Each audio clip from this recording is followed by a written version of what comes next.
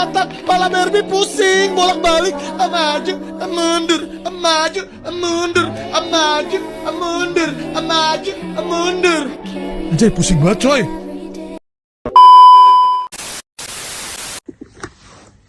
Assalamualaikum warahmatullahi wabarakatuh. Halo semuanya, perkenalkan nama saya Tida Zulaika Adani. Kami dari kelompok ekonomi mikro akan mempresentasikan laporan akhir mata kuliah pengantar ekonomi mikro dengan judul Analisis Mekanisme Permintaan dan Penawaran di Pasar Simpor dalam Perspektif Ekonomi Mikro. Sebelumnya izinkan saya memperkenalkan diri terlebih dahulu. Nama saya Tida Zulaika Adani dengan NPM 25411176. Assalamualaikum warahmatullahi wabarakatuh. Perkenalkan, nama saya Syabrina Agustin dengan NPM 25411048. Saya akan menjelaskan sejarah UMKM dan peran pasar. Halo semuanya, perkenalkan nama saya Salsabila Bunga Dwi Pertiwi dengan NPM 25411060 dari kelas Manajemen 25C.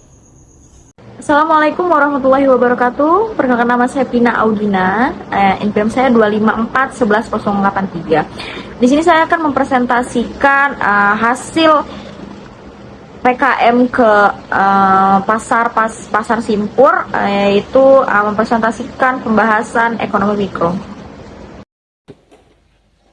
Assalamualaikum warahmatullahi wabarakatuh. Perkenalkan, nama saya Rini Purmata Zahra dengan NPM 25411157.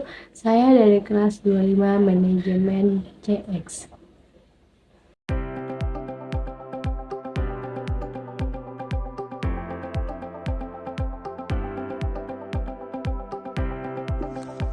Pasar merupakan salah satu pusat kegiatan ekonomi masyarakat.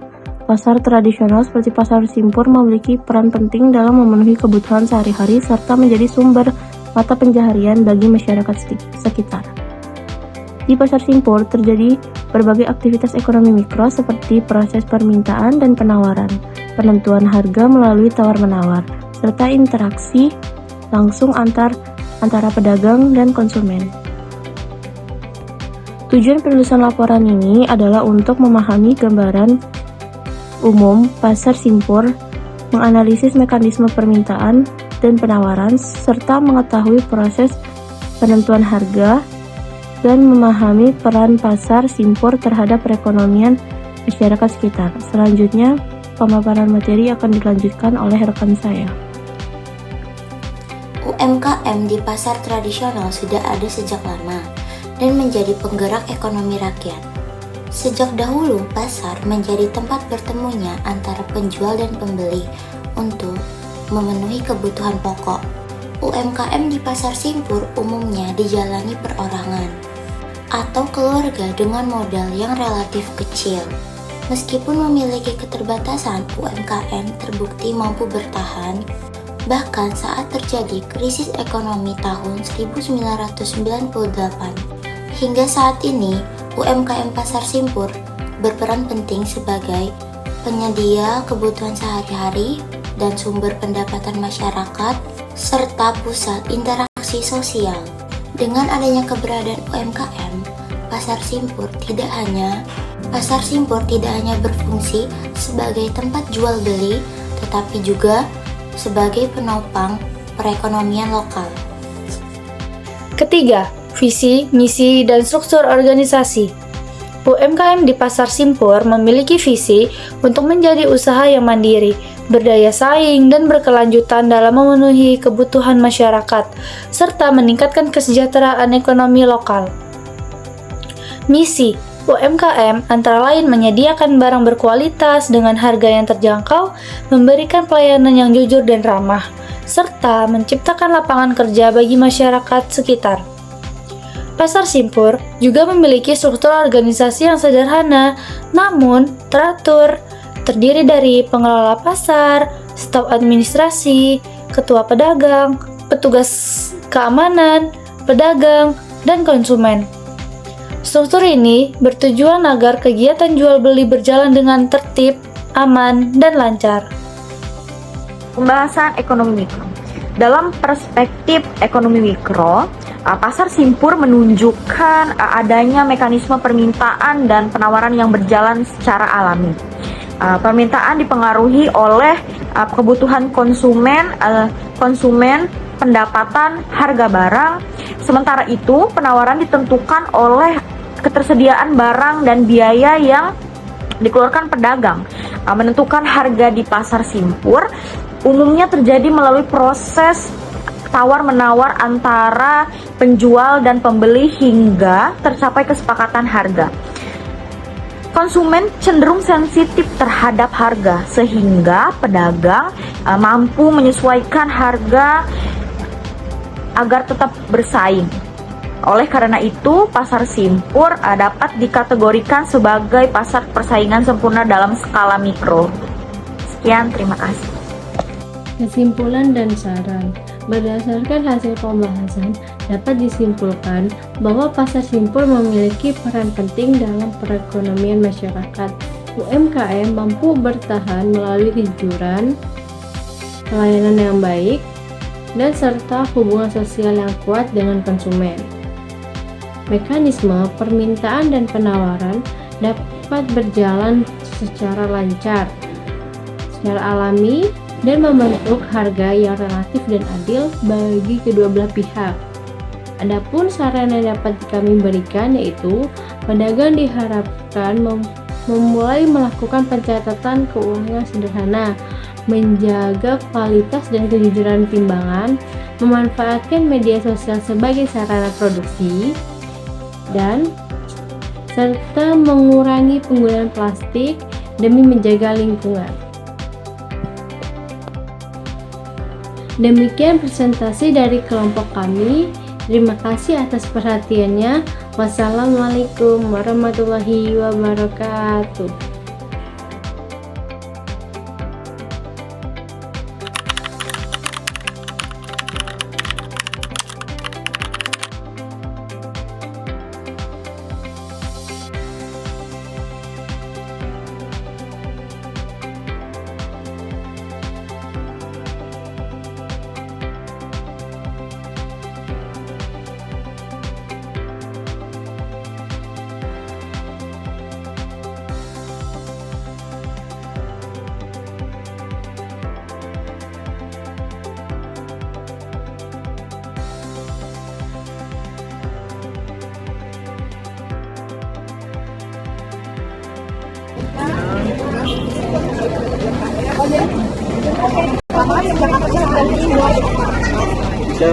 Tahun yang lalu.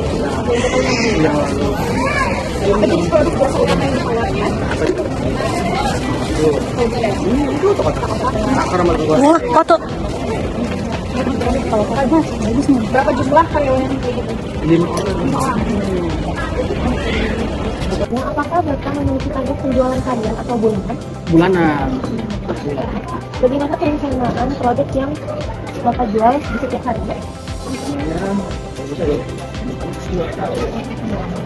Apakah ada rencana pengembangan usaha ke depan? Ini lagi berusaha. Kan? Rencananya nih pemiling. Ya. Kami dari Universitas Airnav Indonesia izin melanjutkan. Pertama ditanyakan sejak kapan usaha ini mulai beroperasi? Terus apa jenis produk atau jenis usaha yang ditawarkan? Contohnya kayak produk apa aja? Kemudian berapa jumlah karyawan yang ada? Sangat belakang.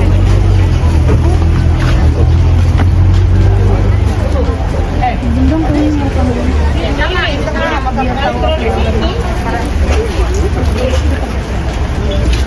Apakah Bapak Ibu memiliki target penjualan harian atau bulanan? Bagaimana perencanaan menu atau produk yang dijual setiap hari?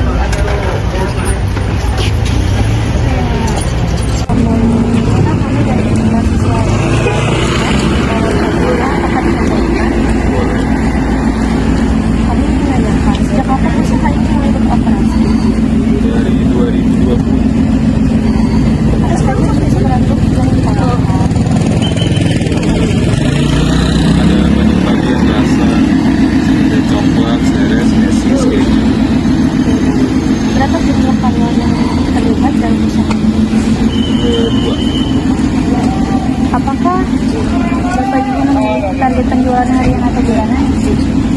harian. Apakah ada rencana pengembangan usaha ke depannya? Tidak ada. Bagaimana pembagian tugas antara karyawan dan pemilik? Bagian tugasnya nggak ada sih, Mbak. Kapan usaha ini mulai beroperasi?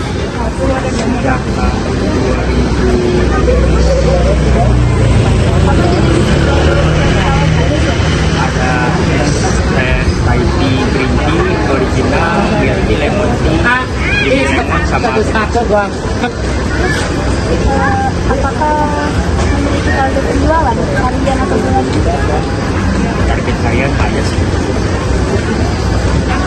Masyarakat Indonesia ingin mewawancara. Pertama saya ingin bertanya, sejak kapan usaha ini mulai beroperasi?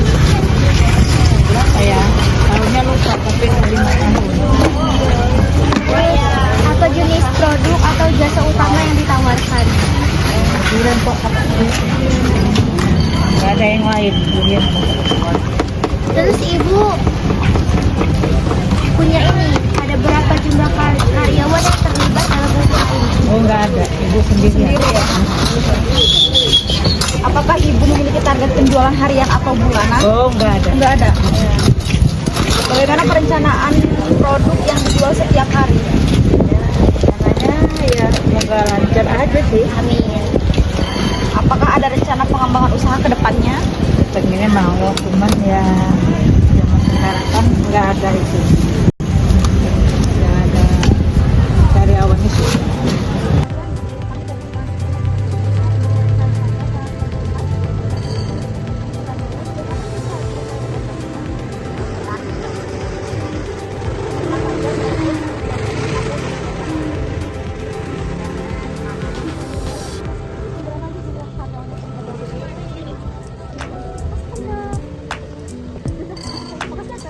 Jadi tuh kami dari kampus Universitas Indonesia ini mewawancarai untuk tugas kuliah untuk PKM UMKM. Kami mengizinkan.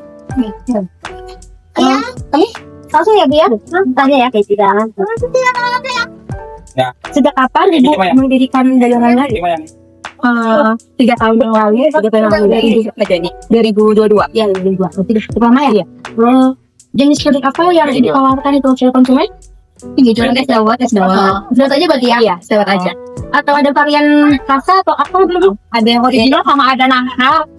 Ada kalau kata liburan giren. Itu variannya ya? Tidak udah doang ya? Berarti berapa jumlah karyawan yang ada di dalam restoran? Mana aja jumlah pribadi ya berarti ya? Ini belum ada karyawan. Bulan per hari nih, hari ya.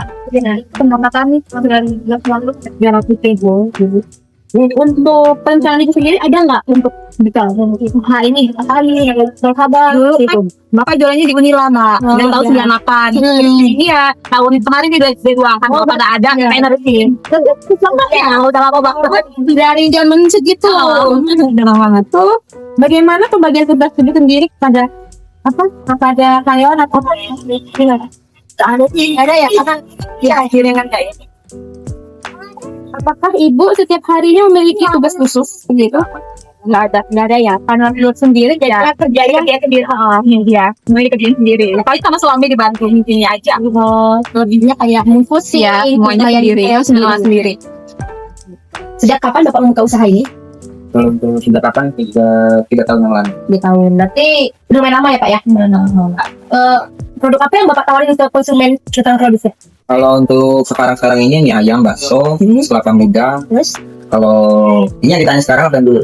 Yang sekarang? Yang sekarang untuk sekarang ini ayam, bakso, dan kelapa muda. Oh. Jumlah karyawan yang terlibat dalam usaha Bapak berapa orang? Untuk sementara belum ada. Belum ada, berarti pribadi atau masih sendiri ya? Dari sama. Habis itu, apakah Bapak memiliki target penjualan harian atau bulanan? Kalau untuk sementara target itu semua itu ada. Ada ya? Kan namanya penjualan nggak cuma ibaratnya kadang rame kadang tidak. Bagaimana perencanaan Bapak sendiri dalam produk yang dijual setiap hari? Perencanaan yang menjaga kualitas, rasa itu nomor 1. Dalam menu sekali ini Bang. Yang terakhir, apakah ada rencana pengembangan usaha Bapak? Kalau untuk pengembangan ya rencana ada minimal kita kata bukan belum memadai.